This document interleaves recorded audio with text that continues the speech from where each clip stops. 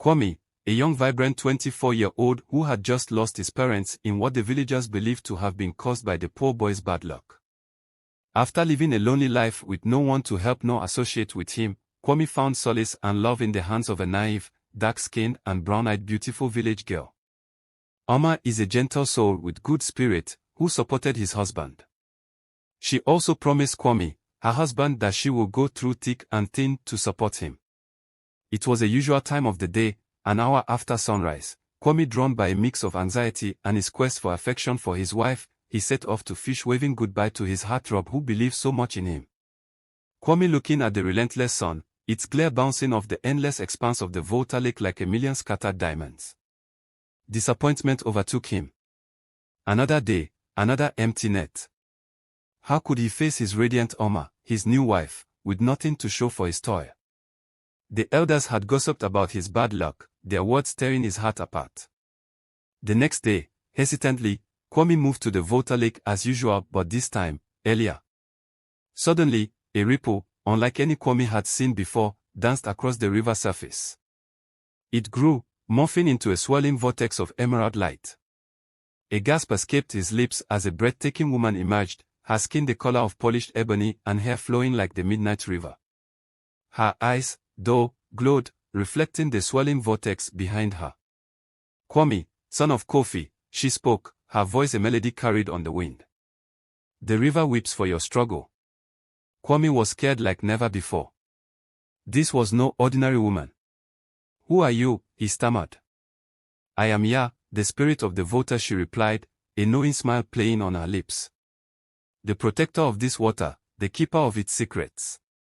Your nets are empty because you haven't learned the true language of the river. Close your eyes and listen to the whispers of the current and feel the rhythm of the water.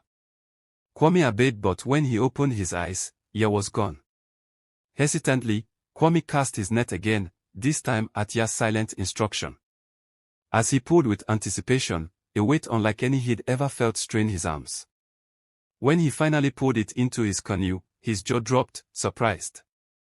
It was a fish unlike any he'd ever seen, magnificent catfish. Happiness filled Kwame's heart. He spent the rest of the day not just catching fish but communicating with the river, his net overflowing. As the sun went down the horizon, Kwame paddled home with excitement washing over him. Oma rushed to meet him and was surprised at the day's catch with relief and joy on her beautiful face. But as Kwame recounted his encounter with Ya, uneasiness crossed Oma's face. The river spirits are powerful, she said, her voice hushed, but their gifts often come with a price. Kwame waved aside her concerns, his heart brimming with hope. But his triumph was short-lived. The next morning, the river was gone. In its place, a vast desert was what Kwame could see. Even his canoe was lying on a cracked plain ground. Kwame was so surprised. Had Ya tricked him? Was this the price of her gift? Despair overwhelmed him, but then, he looked up and saw a metallic tower, unlike anything he'd ever seen, in the sky. Could this be the answer?